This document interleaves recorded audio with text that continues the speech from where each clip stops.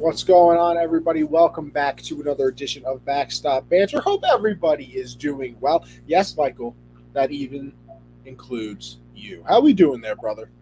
We are doing okay today. I will just say that. I can't say I'm doing great because we've got a little sickness going on in the family. Turns out that Oh, Michael, you know, it's finally hit us. My son has the COVID, as you all would call it. program.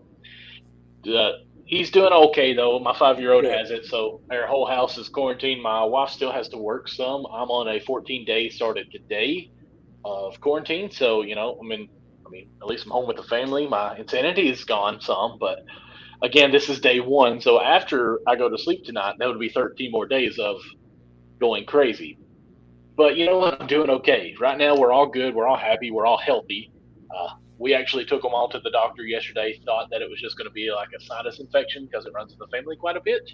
And they've had it before, but actually ended up, he tested positive. What's crazy though is my son tested positive, but no one else in the family because we all got tested. No one else tested positive. So hopefully it stays that way and we can keep it on Well, going. it is weird too because my brother and his Mhm. fiance, she got it because she's a COVID nurse, so she's Oh gotten yeah. it once before. My Mhm. brother never got it. Kind of weird, but you know what, Really, Michael? I actually, for once, will seriously say that I hope everything turns out okay. I do appreciate that. Thank you so much. A lot of Listen, people's Michael. been reaching out, talking how how they can help us and everything. But all we just ask right now is prayers. We've got some food and everything. We're good to go. We've already watched Home Alone 1 and Home Alone 2, Okay. so we got Home Alone 3 to go tomorrow. So we'll see how it all goes. Michael, it's funny we were talking about Christmas stuff today at work. Hmm. What are your thoughts on the Christmas movie rankings? Where are you going with those? Number one is Elf for me. Always will be Elf. Like Mike, I automatically disagree with you. I'm a big Polar Express guy. really. Well, I mean, Huge Polar Express guy. you One of the are big. like 12, so I mean that makes sense. I just seen Polar Express last year, and it's the That's first time disgusting. I've I seen it. think I watch it like 4 times a year. I would believe that would be true for you. Unfortunately, Elf is a great movie. I Home like Elf. Alone has the top three. That's Perry in our color cast, guys. We're actually while we're doing our stream here, we're trying this out to see how we can manage this. We're kind of the the Test dummies here. hamsters, yeah, the test dummies. I was trying to figure out what to say there. So we've got it going on our phones, so we're looking at comments as that way as well. We're always looking to broaden our audience and see what all we can do. On the So horizon, as some would say. if you see us looking down at our phones, we're trying to catch comments here. Like Perry's already said, Elf is a goat movie. I said great earlier. Sorry. Home Alone has the top three. Die Hard as well, and Santa Claus. I mean, I've Santa never Claus is seen great. Die Hard. Okay, and cut. We are done. Have a good night, guys. Later, Grinch sir. movie though with Jim Carrey. I mean, that's great. Have you not seen like any Die Hard? Not a single scene. Not even a scene. Okay, why? I don't know. It's I just mean, never. this is a baseball show, everyone, I that we're don't even trying know. to get into. But when someone says they haven't seen Die Hard, not As you one, know, Michael. One of these not days, I'll two, survive. not Die Hard, or wait, what is it? Live Free or Die Hard? I don't know. Can't remember the other one that they Live changed the free or title on. die hard trying. That's what I wanted to say, but I don't think that's how it goes. Well, you know what, Michael? I'll figure it out one day. But let's get into it. Let's get into it. And before we do that, like Michael said, of course, we're on Colorcast right now. So go over there, check us out. You can follow the USN people, USN with at the end of everybody's name. So make sure you go check us out there. And of course, Yes. over on Twitter, Backstop Banter as well. And then Yep. check out the YouTube, check out the Twitch, check out the Facebook, everything of that nature, because we can't see your Twitter comments anymore, unfortunately, of course. So make sure you go and check us out over on those platforms so we can see your comments, have some interactions with the people. But let's get into some baseball news, Michael. And I think it would be wrong of us to not start it off with the MLB awards. And I have the full awards here. Now, Share Michael. that screen. Oh, okay. You want me to share the screen? All right. All right. I will go with. I think I'm at the bottom of the screen right now. It starts off with our Golden Gloves in Okay. both leagues and our Platinum Glove winner. So let's go over here, scroll down just a tad. Actually, no, we can start all the way at the bottom, Michael. So look at that. The Hank Aaron Awards, I believe that is for the best hitter in each league. So, Okay, yeah. that being said, pretty solid choices here. Vladdy Jr. over there in the American League, Bryce Harper in the National League. I don't really have any complaints about that. If it's for the best hitter, I mean, Vlad damn near won the Triple Crown this year. And Bryce Yes. Harper did win the MVP. I know a certain somebody over there, Mr. Vlad, didn't, which we're going to get into. I like poking fun at Mike. Vlad should have won it. Not even close, by the way. And I know I'm going against the grain on that, but he deserves mention as much as possible in that. Oh, he got mentioned in second place. And then the Roberto Clemente Award over there with Mr. Nelson Cruz. That's, their award for generosity and everything of that nature. So I like seeing that as well. Got to make sure that, that's highlighted as well. Yeah. So those are the, some of the, I wouldn't even say lower end awards, but just not some of the, awards that, are really like voted upon by the writers and everything like that. Michael, do you have any beef with any of those?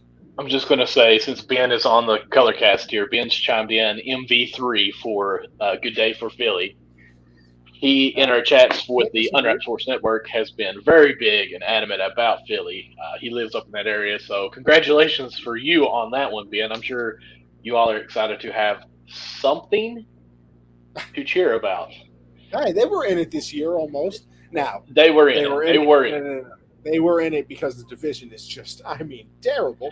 You can't say it's terrible because the winning World Series champion came from that division. Okay, all right. Michael, I have a question for you then. I'm right there with you, but you have to say that. No, but hold on.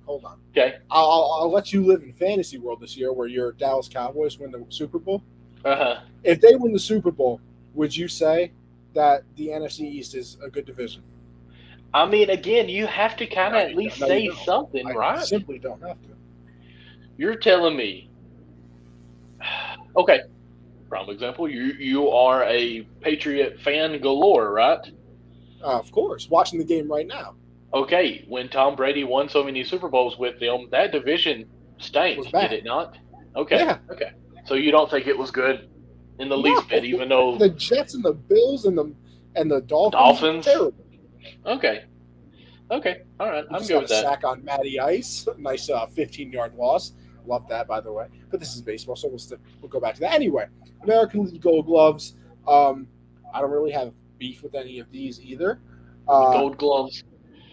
I do think that in the National League, they got a little heavy with the Cardinals. Let's see here. First baseman, second, third. That's the thing. That's their entire infield. Yeah. Besides shortstop. Yeah.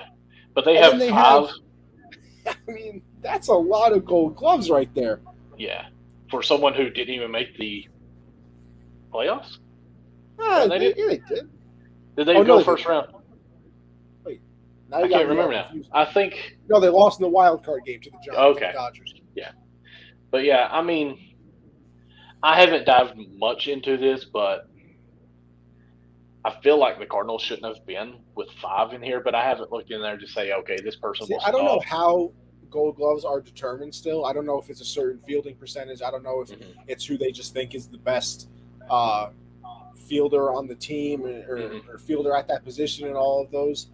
But, hey, I guess I'm not going to sit here and argue with it. I think this is like one of the few times that that's actually happened. That's a lot of Gold Gloves. And it's not – that's the thing, too. I think any Gold Glove is, cool.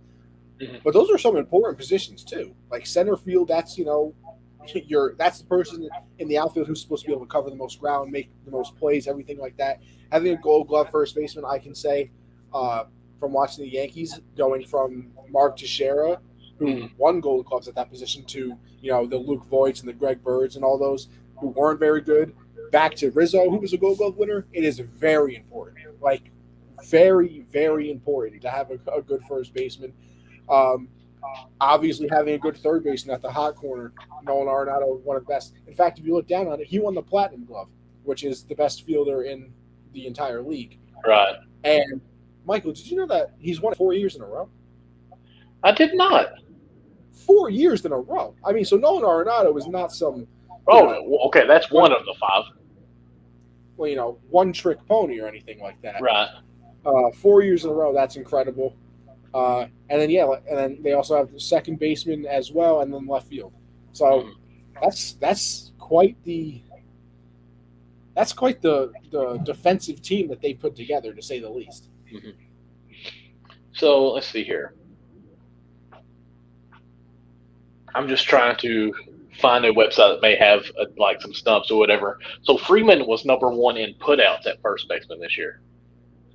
So I mean, I feel like Freeman should have been in the discussion. I didn't really know as far as statistics how well he did, so I wanted to put that. And us here, defensive games at first base, 159. I don't know how that score goes, but again, Freeman's number one there. I think that's Let's just see how here. many games they played at their position. I mean, 150. Well, the putouts is 1,252. Yeah, So I because don't that's think how it's many. Yeah, that's how many outs they've gotten. okay. I don't Now, know. Listen, Michael, we're no experts here, okay? exactly, and that's why I was trying to do some research. And it's probably something that we should have maybe had a little bit prepared for us. But there's so many positions, so many players at each position. It's hard to say who was snubbed or anything like that. So I'm okay with the list. I just feel like they might have went Cardinal heavy on that, and I didn't like it. Hey, you know what? If you deserve it, you deserve it, Michael. I agree. I agree. I mean, don't think So I'm why hating on them not? or anything. Silver Sluggers. That is the best hitter at their position, I believe. So we got Salvador Perez at catcher for the American League. That's obvious. Vladdy at first. That's obvious. Yes. Second base was Marcus Simeon. That was very obvious. He had the best. I think he had the most home runs by a second baseman in MLB history. So that's pretty obvious to me. Uh, Rafael Devers of the Red Sox at third. Another one that I think is pretty obvious. Xander Bogaerts, another one that's pretty obvious. Teoscar Hernandez is one that kind of surprised me a little bit. I didn't know that. I probably didn't look at his numbers enough, but he is one of those players that I do believe had a lot of RBI, because I believe that the Blue Jays had three, I want to say, players, 3 or 4 players that had over 100 RBIs. mhm. So it was definitely quite the accomplishment by them. So, they're obviously going to have some silver sluggers out there. And then, you know, Aaron Cedric Judge, Mullins. Oh, okay. you know, Aaron Judge, the guy that Michael said wasn't a top 10 player in the MLB, which don't worry, we're going to get to that Okay. because we're going to Okay. get to that. Don't worry. All right. Um, Cedric Mullins, he had an unbelievable year, one of the only bright spots on the entire team for the Orioles, of course, because, And they can Trey. only have any. And then Trey, I Otani. think was the second one. Who? Is it Trey Yes, Mancini? Trey Mancini, of course. Yeah. But And then Otani at DH, another obvious one. Obviously, just won the MVP, so can't really argue with that. Buster Posey, obvious. Freddie Freeman, uh, pretty obvious to me. I believe he batted, high in the 200, if not cracked 300. mhm. Ozzy Albies had an unbelievable year. Austin Riley had an absolute breakout year for the Braves this year. We all know Tatis. And then this is a stacked outfield. I mean, you got Juan Soto, who was in the MVP race, Bryce Harper, who won the MVP, and then your boy, Castellanos, over there. And then look at that, Michael. Max Fried. Look, Michael. Max Fried. Silver Slugger for pitcher, and he won the Gold Glove. That's pretty cool, actually. The only thing that I would say I would have a problem on the National League as far as the sluggers is Tatis. And I know that may be crazy for me to say, but where he is shortstop, but yet he finished the year in outfield. I don't know if they moved him I back to think the it just depends on how many games you play at your right. position. And I'd like to know more on that because I don't know if they were just like trying to say, okay, we need Tatis to win this award because the outfield, like you said, are stacked. So let's go back to the shortstop because I want to say that they moved him to outfield pretty early in the season, didn't they? No, I think it was after the All-Star break. It was. I was thinking it was before actually because he was hurt and they brought him back before that. Yeah, it might be possible because he did play in the All-Star game, I do believe, and it was I think it was after he injured his shoulder for a second time. So then they really just didn't want him making those throws anymore. Right. Shout out to the Unwrapped Network as always. So I don't know the exact part of when they moved him over, but I can't really complain. Tatis was in the MVP race as well. So him winning a Silver Slugger really isn't, the biggest surprise of all time to me. Then we go over to the Rookie of the Year awards, and Michael, yes. why don't you talk a little bit about your boy Jonathan India? That's your So guy. happy that Head and Shoulders won this Rookie of the Year for the National League. Jonathan India had a wonderful season. Like, he was a big spark for us coming in. We wasn't really for sure who was going to be playing where. We was going to try to do Suarez at shortstop instead of third, Mike Moskauskas at second, even though he also played third, and everything was just all jammed around. Like, okay, whoever is hot, we're just going to play them wherever they can. But Jonathan India came out of nowhere and was I say out of nowhere. Obviously, we drafted him as a third baseman a few years back, so we even played him at second this whole time. So he has been phenomenal for us this year, and I really think we've got a gold mine with him. I want us to go ahead and sign and go ahead and put him out as far as we can, one of them 10-year deals, and just say, hey, we've got it locked. Let's just go on. Obviously, I'm way ahead of that on there, but I love this guy. He's fire, as you guys say, and he's a fan favorite. I mean, he really is. I don't know if you've seen the video that was going around on the Twitter where he signed the baseball and he put Rookie of the Year, and he said first time ever signing this way, first time, and he gave it to his dad. I did see his dad, Who had a wonderful white beard, by the way. Like, it was spot on with that toboggan. Santa Claus almost. But then it was very sweet because, the dude looked like he was tough and swollen and everything, but then gave his son a little kiss on the cheek because he was so proud of what he had done. So love that, and just seeing that makes you even love his family even more. So kudos to India, and always be a red, please, because Nick Castellanos is probably at the door. Yeah, I think India was. I mean, his was pretty obvious. I think that a lot of people knew that one was coming. I don't think that there was really much, of a debate there. And then you move over to the American League. Randy Arozarena wins it, and just reading it right there, Arozarena followed up a tremendous 2020 postseason with the full season of outstanding work, and I think obviously that was his coming out party. And I find it almost pretty impressive that he did what he did in the 2020 postseason, and then still came back and could follow that up. He didn't let the pressure get to him. He didn't let the, success get to his head or anything like that. And he came back and put out another outstanding season for the Rays. Obviously, whenever they have a player that they like, they do good. That's kind of what the Rays do. Here's my only problem with this. Even in, let me blow this back up so my old eyes can read it. Even in the headline that you see here, followed up by a tremendous 2020 postseason. So the guy already has MLB experience. Now, I'm sure it's one of those where they raise the roster just that tad bit for the postseason, and you can bring up those young guys like that. But so I guess where I got the problem, I won't say a problem, but I think it's a hiccup in the system. So next year, can Wander Franco, can he actually be rookie? Depends on how many games they play. So, I mean, it's just weird to me. So we can actually have a guy who did well this year win Rookie of the Year next year. When you got Jonathan India, who I'm pretty sure did not play a single game, and I could be wrong on that, but he didn't play like more than probably 10 games last year. Like, to me, that is a Rookie of the Year. Yeah. I just think it's weird. It's kind of like Zion Williams, I think it was, that won the Rookie of the Year after he set out of here. Well, maybe it was Ben Simmons. Both of them are a bust. Let's just be honest. Listen, I'll let you stick to the basketball stuff. But, no, I believe it is the amount of games they play because I know, like, if you have to play, like, if you play over a certain amount of games, then for the next season, you're not considered a rookie. And, that's the thing. I kind of like it and I don't at the same time. I understand why they do it because, like those call-ups back in the day where you have a 40-man roster at the MLB level now. Right. Let's see. We got Logan here. Hey, Michael. Glad to make it home. Time to catch y'all. Work has picked me up for me, so not getting right. Miracle. Hey, listen. What's going on there, Logan? It's always fun to have the squad in here. Yes. So, but like I said, I guess I kind of understand it for the simple fact of, listen, they used to have 40-man rosters back in September, so you bring up somebody, they play 10 games, then that disqualifies them from being a Rookie of the Year. Like the next year, they only played 10 games. It's not like they ever had a chance to win the award. And I guess because baseball is such a long sport, that's why I understand it. Like that kind of makes sense because, like I said, if somebody goes down and then you have to play for a week of the season, and then you get sent back down to the minors, like that shouldn't disqualify you for winning Rookie of the Year. So Absolutely not. I get agree it. with that. I get it, and I also don't get it because, like, I don't know how many games it is, but I want to say it's it's a pretty solid number.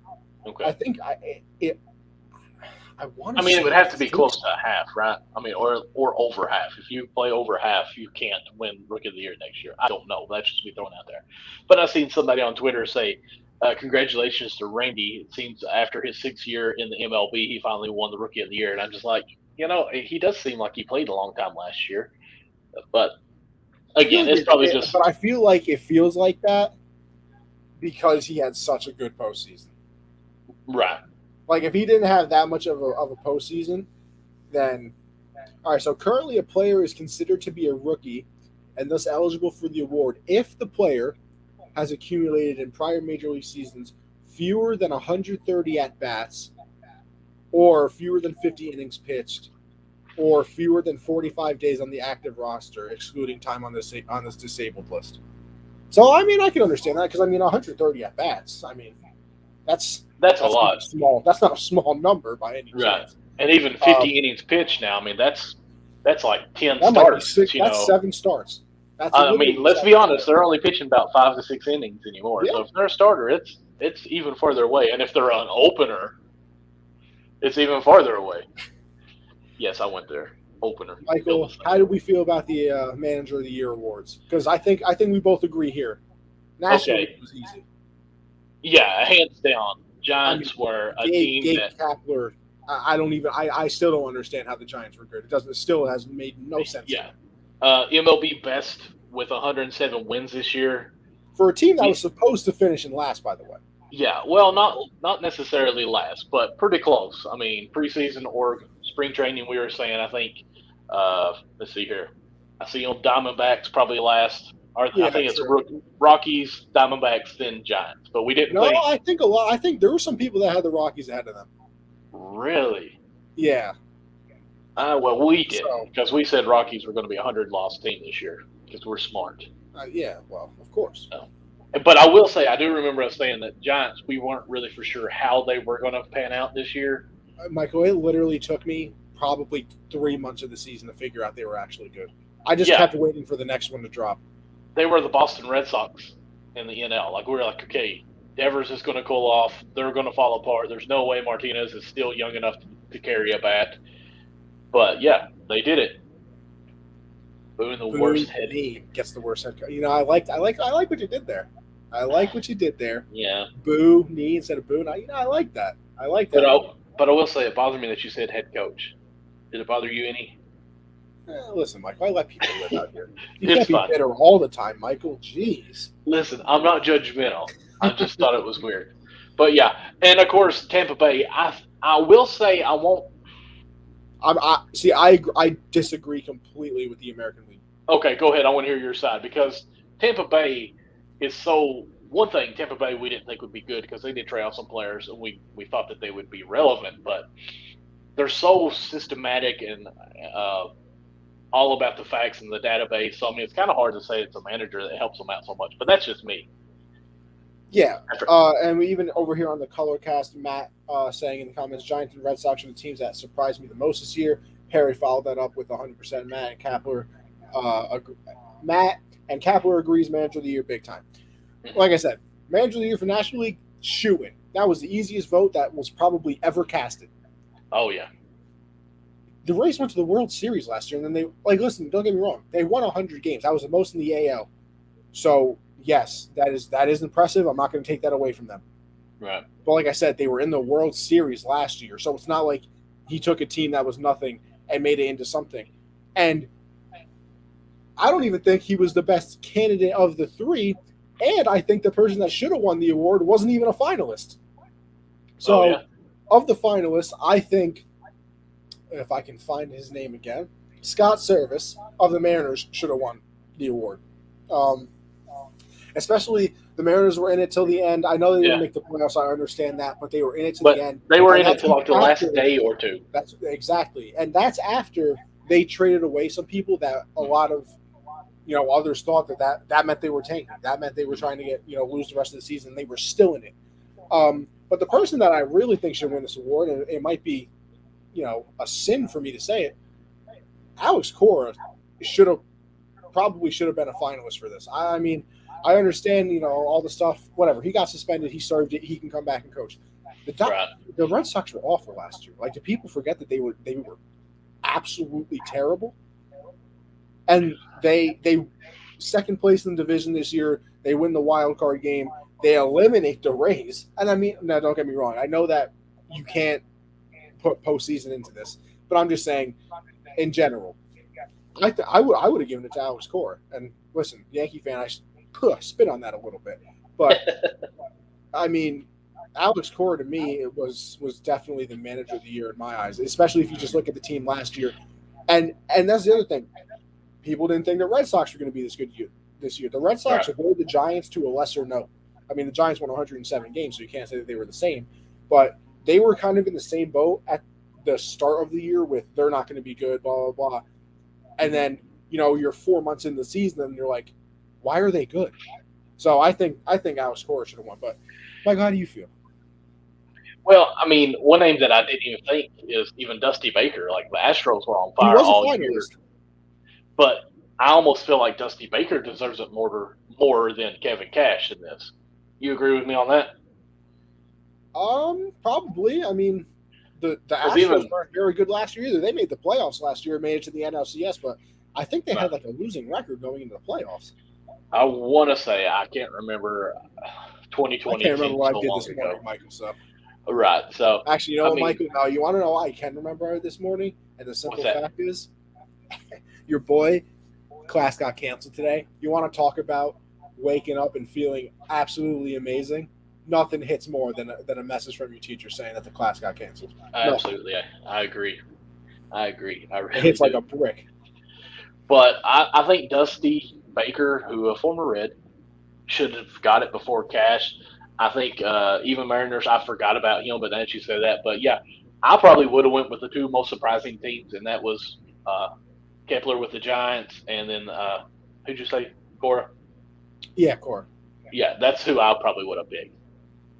Those would have been my votes. But, hey, you know what? I guess we can't win them all. And then we get to the big boy awards, of course, and that leads me into some discussions here, Michael. Okay. I think the American League Cy Young was pretty solid. I don't disagree with it. I know Cole was up for it, so I mean, people probably thought I was going to think Cole should have won it.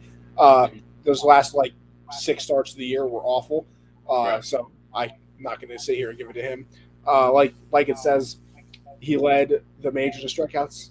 He only led it by one strikeout, so it's not like it was some giant thing. Right. But even then, a 2.84 ERA, 193 in the third innings. I mean, it was an unbelievable season. The craziest part too about that is that Robbie Ray's career was not that good.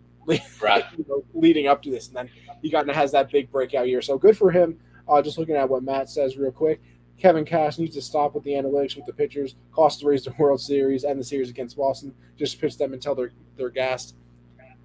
Listen, I would love nothing more than for analytics to leave baseball alone. Nothing more. I mean, Michael, you hate when I talk about the Yankees and all that, but could you tell me that it wasn't an unbelievably cool moment when Cole was pitching against the Astros and Boone came out to the mound and Cole literally told him to screw off and said, leave me in the game? But, Boone listened, right? Yeah. So, I mean. But how often is that going to happen? In today's time, never. So, I mean, what are the odds? It's a regular Perry over here on the color cast saying it's a regular season award. Yes, Cats coached them to a hell of a season besides the playoffs. And, yeah, I agree with that. Like I said, they won 100 games. That's nothing to sneeze at. But the fact that Alex Cora took a team that was – I think they finished 4th in the AL East last year because, of course, the Orioles finished last, and took them to the wild card. We thought that would be probably 4th, 3rd this absolutely. year. Coming into the season, it was supposed to be Yankees, Rays, and then, Toronto and the Red Sox were going to fight for that 3rd spot. But I thought they were probably better. Mhm.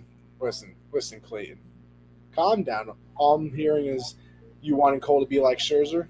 I'm good.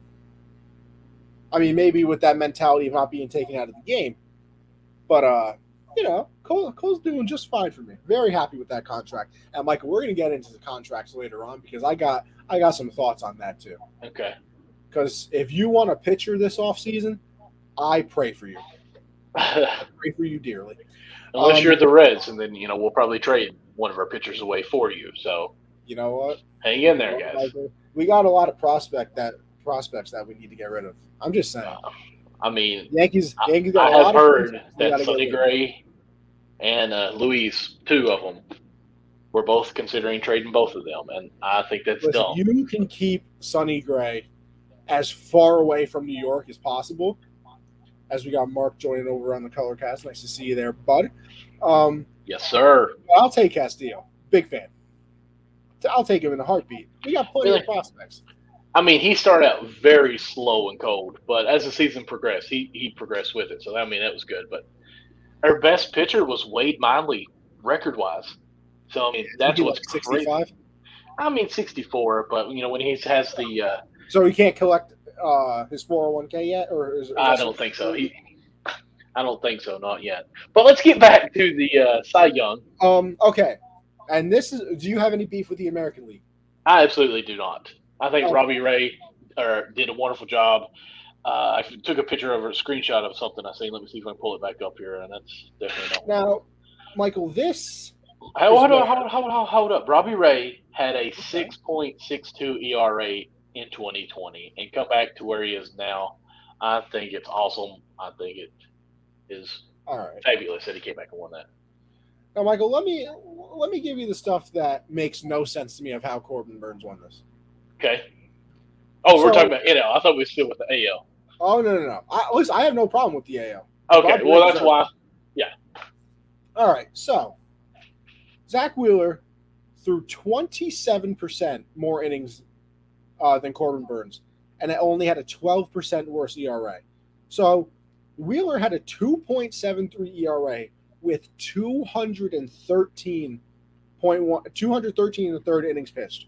Hmm. Burns had a 2.43, lower. Yes, I can do math, but with 167 innings pitched. I mean, how is that? How? Michael, you know what? And you said you transitioned into it almost perfectly. You know how you said that pitchers only give you 5, 6 innings now? Yes. Yes. Michael, That's you realize that that's about 10 more starts worth of innings? yes.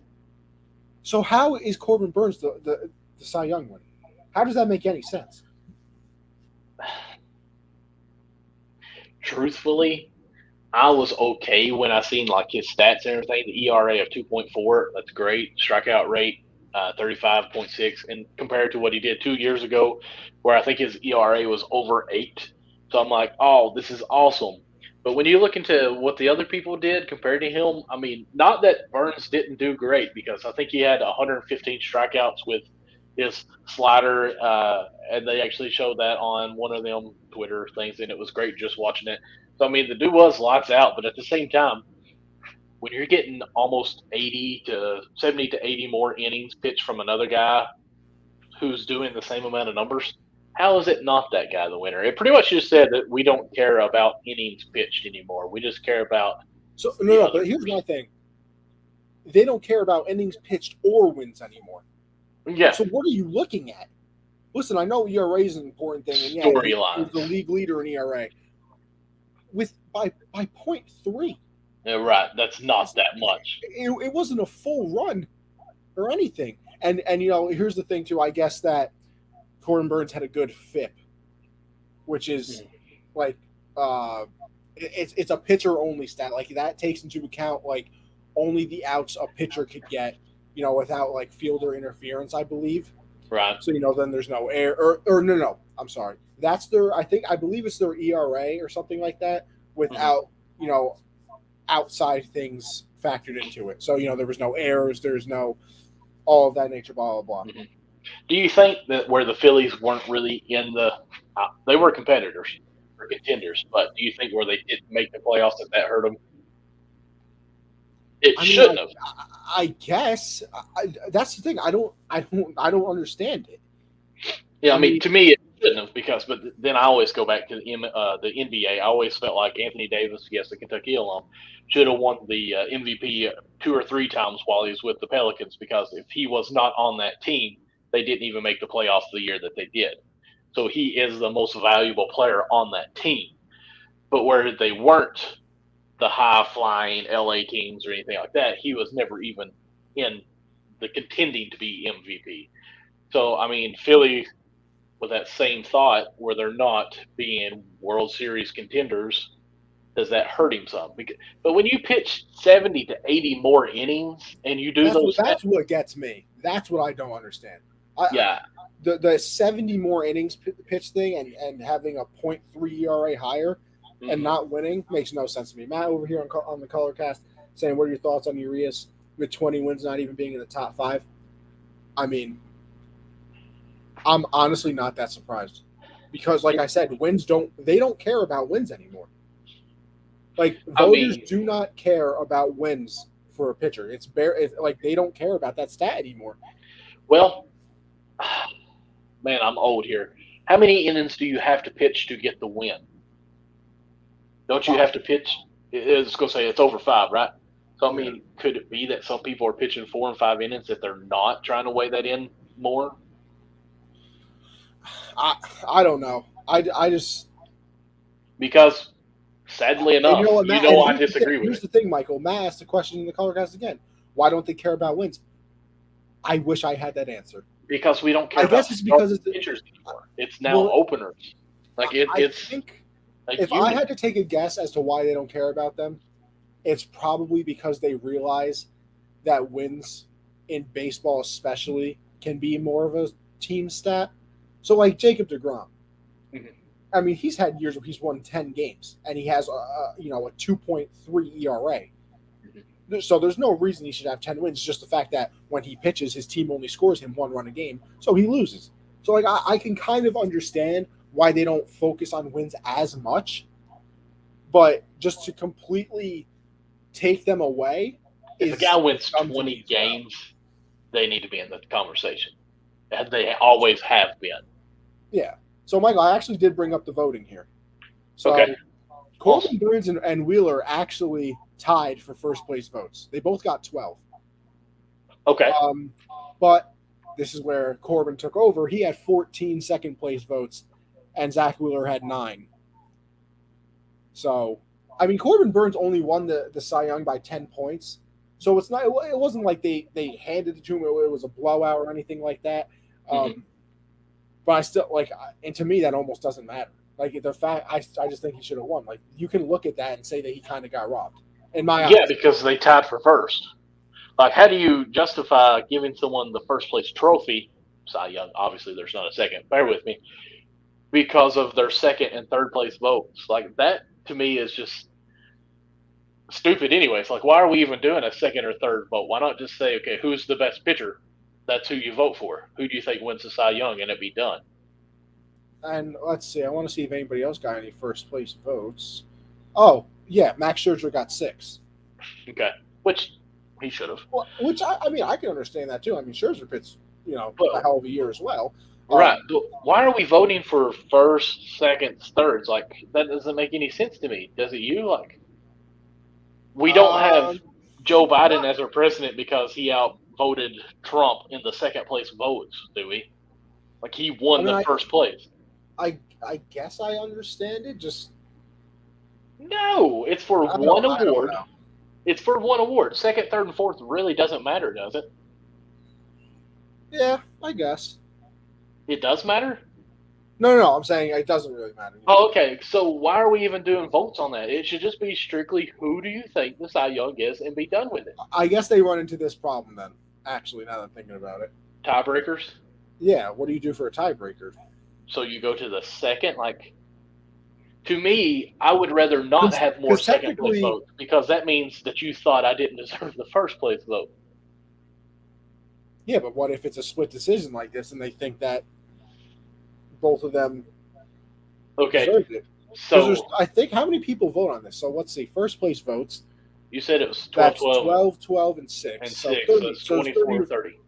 Right. So what happens if it goes 15-15 first place votes? Okay, simple solution. Have 31 votes, and then after everyone votes, whoever the 6 that voted for Max, they have to re-vote on the other 2 that tied, and then you're not going to have a tie.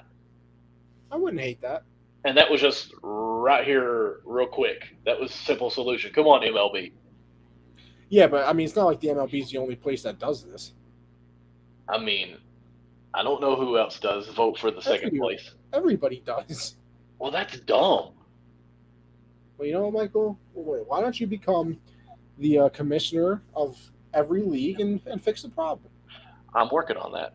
But I will say, my Miami Heat just won 11 in a row. They just beat the Wizards. So, go Jimmy Butler. Your Miami Heat. I thought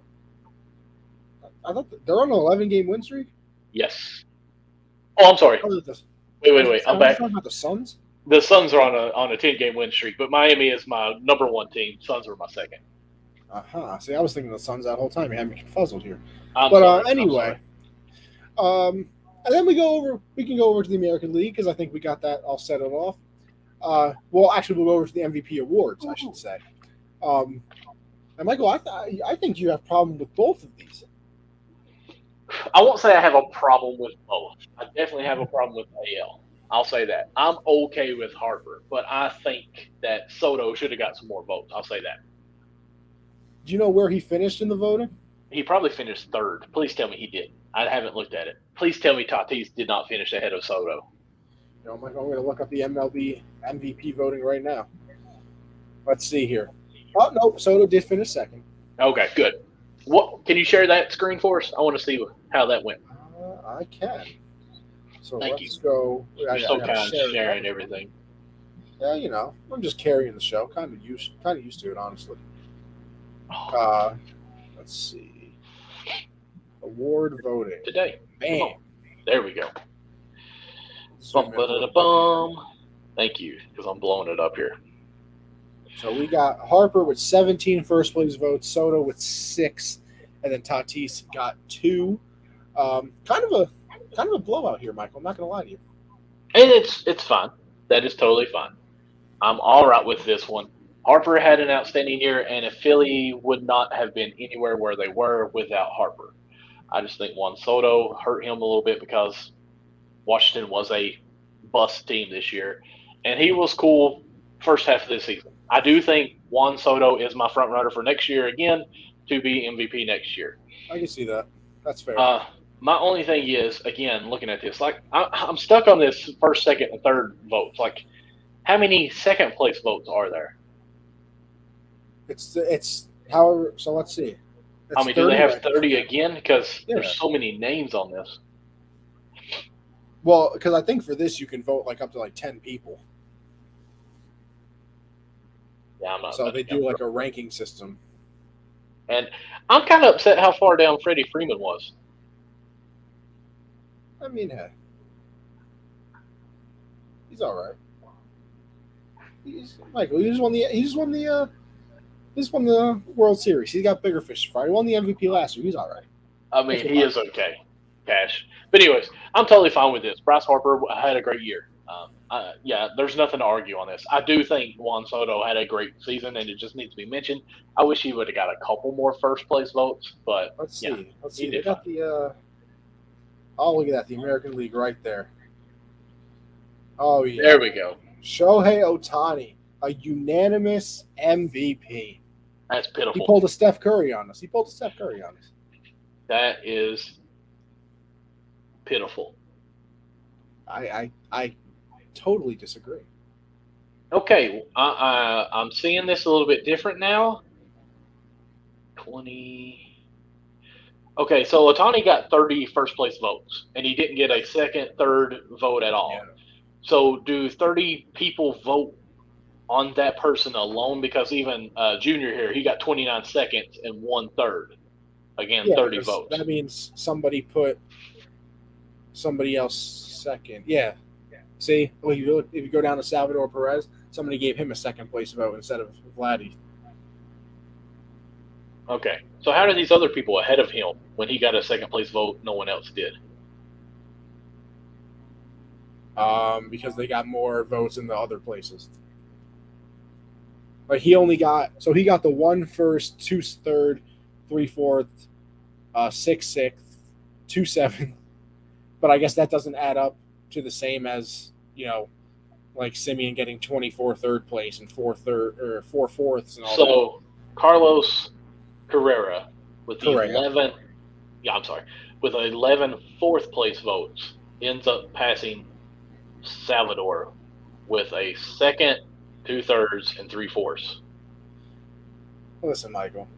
I'm just saying there's flaws, are they not? I mean, hey, I'm not going to sit here and argue with the voting that's been around for however many years. There's flaws. It's worked so far. But I do understand it a little bit more because I say instead of the 30 people voting, okay, Atani got 30, Vlad, I think he should have been first. Like they probably went straight Atani, okay, what positions do you or what rankings do you think he gets? And everyone ranks right there. And then they go to the next person and then they do the ranking. So I can understand how they're doing that a little bit better than going 30 people saying, okay, who do you have at the first? Like that's a little weird. So I don't like this at all. Over here with the color cast Correa to the Yankees, listen.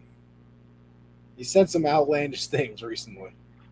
I'm sure that's Matt, of course. What? We love you. I missed what you said, honestly. I said, I bet you that was Matt because I didn't hear who you said it was. And oh, yes, it was Matt, of course. Yeah. But listen, I wouldn't mind Correa on the Yankees. I'm not going to sit here and say no to it, but the man said some crazy things, saying that Jeter didn't deserve a single Gold Glove that he got, and listen, you can't talk about the captain like that and expect us to be all warm and cuddly, But did you see why he said it though? No. They were going with the database that they're using now. That actually, some of the plays that he did would actually hurt his numbers where he wouldn't have won the Gold Gloves back then. I mean, listen, but I'm just going with that. Correa is saying it. Mm-hmm. I mean, that is an opinion that a lot of people have, like in the baseball world, that Jeter was a bad defender and things like that. It's just, I can't believe he would say it publicly and in a free agent part of the game, or a free agent part of his Let's life. be honest. You kids nowadays say anything freely with anything on, okay? I mean, yeah, but I don't think if I can go to the Yankees and get a nice fat contract, I'm gonna sit here and disrespect probably one of the best players in their entire franchise, because I might take you right out. Definitely most known.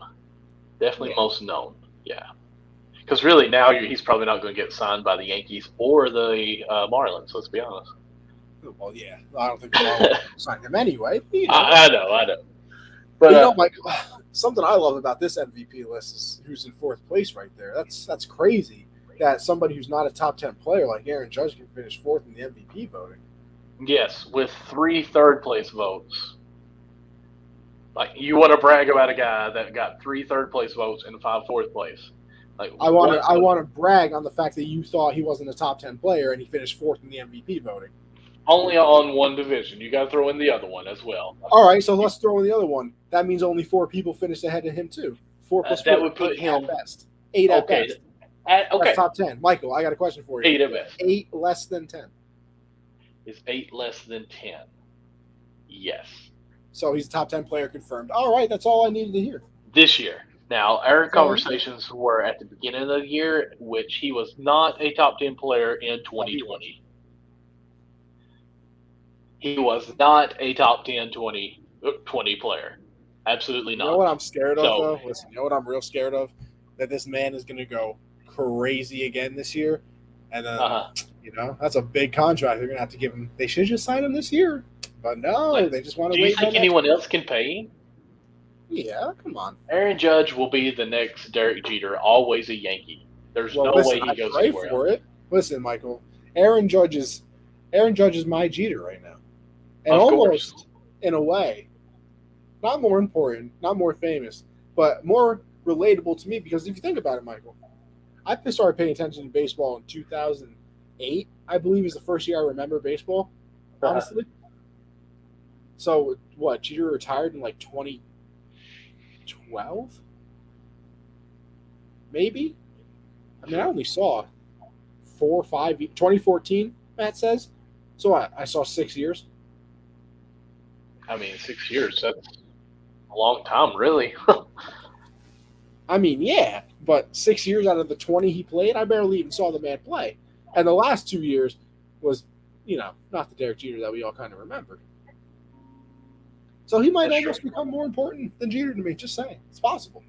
That actually breaks my heart. Like, I'm not a Yankee fan at all, but I do like when the Yankees win the World Series because Kentucky Wildcats wins it in basketball. So Oh yeah, is that a true statement? that's pretty well true.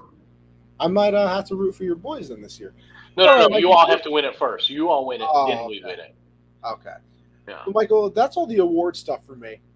Are you good with the awards now? Yeah, that's fine. All right. Now, here's one last thing I want to get into before I guess we head on out of here, and that would be the free agency period that is, of course, going on right now. And, Michael, I don't know if you've seen it. The contracts that pitchers are getting is unbelievable. Like, to the point where I've almost never seen anything like it in my life. Let's Like, hear some of those because do I we? have not been able to catch up with it. Okay. Let's. So let me get my handy dandy paper out so I can mark off some of these free agents that have signed though. You know what, Matt? I'm seeing this comment. You sent in the request of the color cast. I didn't even see it. Didn't even see it. So, because you can request, Michael, you can request on here. The hot seat thing. You can have somebody on for a little bit. But Michael, here's the problem. Here's the problem. What's We're that? doing the show right now. Uh-huh. We can't because then we're gonna have to turn up our phones because our phones are on the lowest volume right now. Yes, so we we can't won't. even. Yeah, sorry about that, Matt. Not happening. We'd love to have you on, but we got to figure this out. I wonder Yeah. if you can actually work the app from your computer too. See, if you can work the app from your computer one of these days, gonna be lit. Mm-hmm. And you probably can. We just haven't figured that out yet. Like, Listen, this is we're new people, But this hey, is you can day still one. drop a like over there in the color cast. Just saying. Anyway, Matt, we so need the let's go. hearts up to 100. So go ahead and just like. Yeah, we're at 86 there. right now. We might as well get to 100. That's right. So okay, let's hear some of these deals so I can mark them out. All right, let me just make sure that I'm getting these correct so far. Trevor But for Bauer, the pitchers, we're up to it's 85 kind of likes getting already. crazy. Oh yeah, 86. That's what we like to see. Keep it going.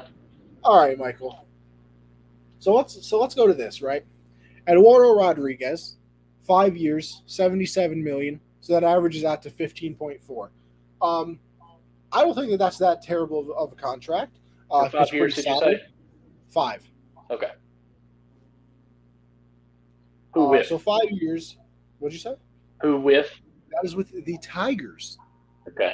Watch out for these Tigers next year, guys. I know, they're trying. Did you hear that Correa had a nice long breakfast that turned into lunch with his former manager on the Astros, who's now the manager of the Tigers? Oh, that's interesting because they just traded for Tucker Barnhart from the Reds. So listen, the Tigers are trying here. Their owner, Michael. What almost. All right, this is going to sound really screwed up a little bit. Well, that's you. Well, yeah. Listen, I keep it nice on the show. One of the best things that you can kind of have in sports is an old owner because they want to try so hard to win a championship before they clock out on life that they're just willing to spend a bunch of money. Like the Tigers owner is like really old, so he's just like, all right, screw it, I'm spending money. Dad tells me all the time. 100 likes over there on the color cast, baby. Yes, thank you guys for the 100 likes. But my dad always tells me all the time, once you die, you can't take the money with you. So you might as well spend it. But okay, so Rodriguez 5 years, 77 million. I don't really have much of a problem with that. Mike, I'm okay with that. I got a question for you. Which is crazy. When was the last time Justin Verlander pitched? 2019, and I think that was mid-season 2019. So he hasn't pitched in 2 years. He's coming off Tommy John surgery. He's going to be 39 when the season starts. Do you know how much they paid him? $24 million for 1 year. Oh, if only $25 million for a year. My bad, missed it by a mil. I don't even see him in the rankings over here. 1 year, a 39-year-old pitcher got $25 million coming off Tommy John surgery, who hasn't pitched in 2 years. And that's signed back with the Astros, right? That is back with the Astros. Now, Michael, let's go to Noah Syndergaard, who Oh yeah, also hasn't pitched in a while, coming off Tommy John surgery. He pitched 2 innings this year, actually. 2 innings. And in congratulations. the last 2 games of the season, I believe. Michael, do you know what his contract was? I do not. He got 1 year for $21 million. How old is he? This is I want to say that he's 29. Okay, so 10 years younger. But Michael, he hasn't pitched. He pitched 2 innings. He pitched. All right, he pitched 2 innings, and his fastball, I believe, was 4 miles per hour off of what it used to be. Coming off Tommy John. So he's pitched 2 innings in 2 years, I believe. And Who did he sign with? Did he sign back with? The Angels. Angels, that's right. And they gave him $21 million. I will say this. The Angels need to take a risk. Oh, yeah, no, they need pitching like SpongeBob needs water. Yeah, like the Angels in their draft this year drafted every draft pick they had was pitching. Like that is Every what single one, literally, yes. they suck at. So I'm okay with that because they're an LA team base, so they definitely got the money. You've got Mike Trout there. You've got the attendance coming in. I'm okay with that because he could be good. And if he is, most people after one Tommy John, they come back and sometimes they're actually better. Oh, yeah, no, of course. So I'm okay with that signing, especially since it's the Angels. Now, if it was a team that couldn't take a risk or like say, okay, if it's a bust, no big deal, I'm okay with that. Or it would have been a big deal. 21 million for him, that blows my mind. Even this one, Michael.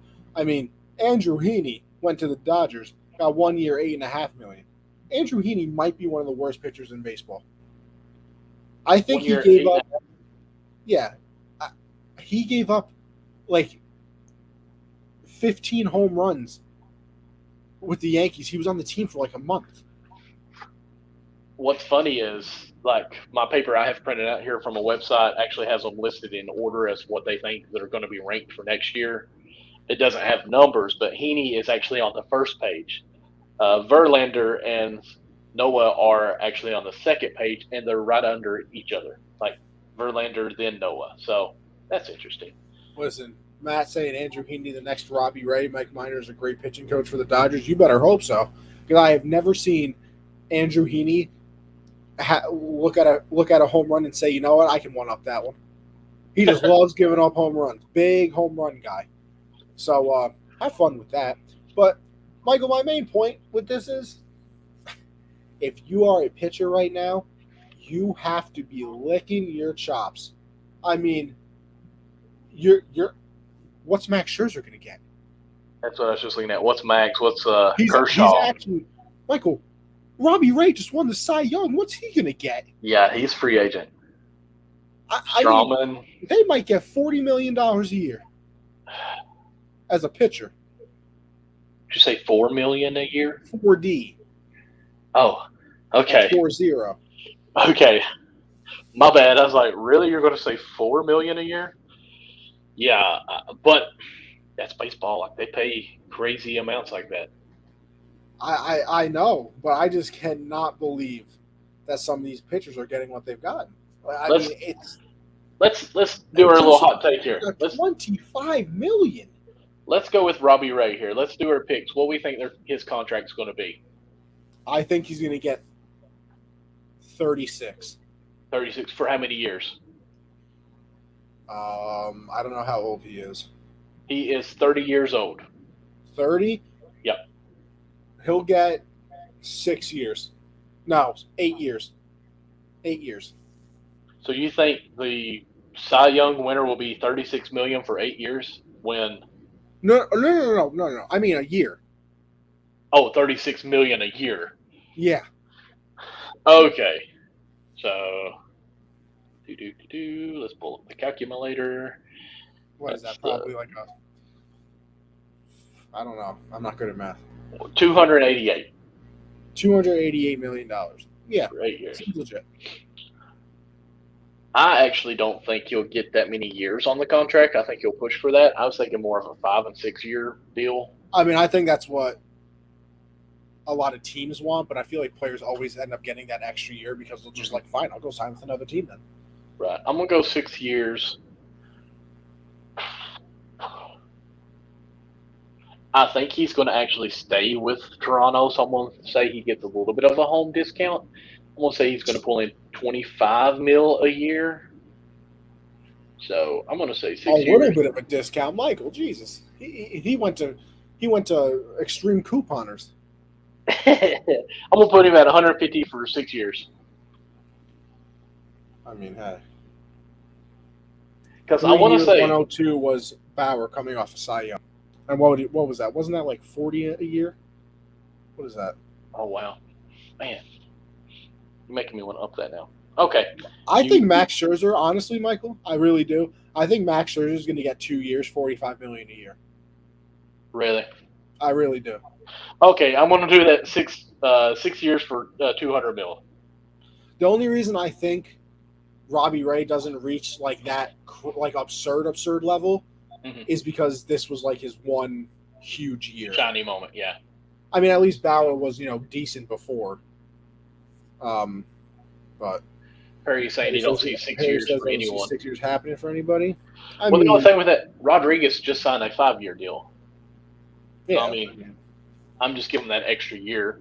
But I don't know.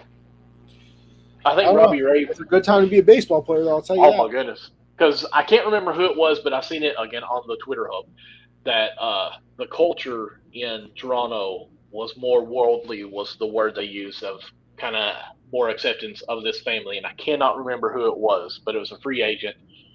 I know they've got so many free agents going on for the Blue Jays right now. I just feel like this team is actually going to come together and be a family and try to take what they can on this. I've never disagreed more. I know. But then again, I'm greedy. So if a team's offering me, more money, and I can go there instead of staying with my team, I'm taking the money every time. So you're saying if the Yankees had you signed at, we'll say they're offering you $100 million for whatever years, it would make sense. And then you got the Angels that offered you $120 million for the same amount of years. I'm going. Are you really? Oh yeah. At least I got to play for the Yankees that little bit. With my dream. At least I got to play with them. I mean, I understand that and totally respect it, obviously, but in my mind, living here in Kentucky, when I hear $100 million and $120 million, what's another $20 million really going to do when I just got $100 million? What's another $20 million? I'll tell you what's another $20 million. That's another house, somewhere, maybe in Barbados. I mean, that's pretty much a country. To take out with. Yeah. Why not? But I guess in all seriousness, if I never got to play for the Yankees, I might stay because, I mean, look at me. Come on, I got it right behind me. So yeah, who was it took me forever to figure out his name. DJ LeMahieu, who actually took a discount to stay, right? I don't know. I can't remember. I want to say he did because they were talking about he took a very home-cooked meal discount there. Well, you know what? Shout out, DJ. I'm going to need you to get back to what you were doing the last 2 years. You struggled a little bit this year, but it's okay. I'm excited for the offseason, Michael. I really am. I think free agency is going to You're excited? I am. I think free agency is going to pick up before the lockout. Okay. Because I think everybody's going to try and sign so they actually know what they're doing with their life. Right. Because, imagine not knowing what team you're going to sign with for 2.5 months. So the lockout, ends February, middle of February or March? If it ends, yes. Yeah, March. Well, let's be hopeful. Say it ends in March. Okay. And you still haven't signed with the team. That means you don't know where you're living. Yeah.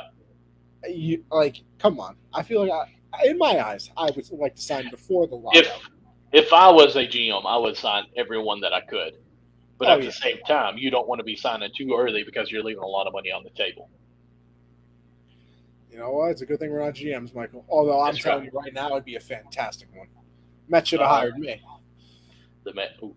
Speaking of off season, though, did you see where I want to say Manfred already has talked about the minor league and what's going to go on there? I did. And you know what, Michael? I saw that you tweeted it, that you liked it, or that you were happy. And can I say that I'm still kind of disgusted that we have to be happy for what they did for providing them normal, human decency. Uh-huh. So like I can almost not say that I'm happy about it because it's like, wow, congratulations, you're finally doing the bare minimum. I mean, wow, Steph Curry just got MVP chance in Cleveland. That's crazy. He's getting MVP chance in other Everywhere. places now. But I mean, I agree with you on that statement. But at the same time, these players, I don't know how much they make, but they are making money. But I'm sure it's probably more than what I'm making. I don't So know because a lot of them get jobs after the season. So that's true. That's true. But unless you're, one of the big ones, if you're a number one prospect, I'm sure right, you're not working too hard because you probably right. got a, $4 million, signing bonus. Look at Matt in the comments. Connie MVP in the live stream. Yeah, you know what? Typical. Oh, What else is new? who said it? Matt did, and that's all that matters. But just to recap, some of what I retweeted on that is during the 2021 season, clubs provided some housing assistance to players at the PDL, good too, what that is, in sports spring training complex levels. So Wow. moving on to the 2022 program, let's see here, comply with the 2022 minor league housing policy, clubs must provide housing accommodations options located at a reasonable commutable distance from the ballpark. Wonder how far that is. And bedrooms must I'd say contain about 20 minutes, wouldn't you think? I 20, 30 mean, minutes? but that's going to vary from different ballparks too. Like, I mean, here, 20, 30 minutes, that's another county. But in cities, obviously, that may be 10 minutes away in walk time. But, anyways, bedrooms must contain one single bed per player, and there shall be no more than two players per bedroom. So, not only are we finally giving them a housing, but, you may have a roommate in your own room, which I'm okay with that because that's Yeah, basically I am too. But the college. fact that they have to put that in where there can Hmm. only be two people in a room and they have to each have their own bed. So what? Before Yeah. they had four people in a room sharing a king. Sharing maybe a king. So they go in very MLB is all screwed up, man. yeah. Accommodations must be furnished, and clubs will be responsible for basic utility bills and club provided living arrangements. To the extent the apartments, rental homes, or host families are not feasible to the PDL, again, we don't know what that stands for, clubs may choose to provide hotel rooms that satisfy standards that are put into place. So, yeah, I didn't know that there were actually housing families that did this until our buddy Dalton went on to play, and I've contacted some other people there through like the Billings Mustangs and heard like them say they're minor league family. I was like, "What are y'all talking about?" And I understand now that actually some people actually house these players there. So kudos to those people. That's kind of cool. But yeah, Oh, like, my headset died. yep, I can't hear you now. Oh, you're muted.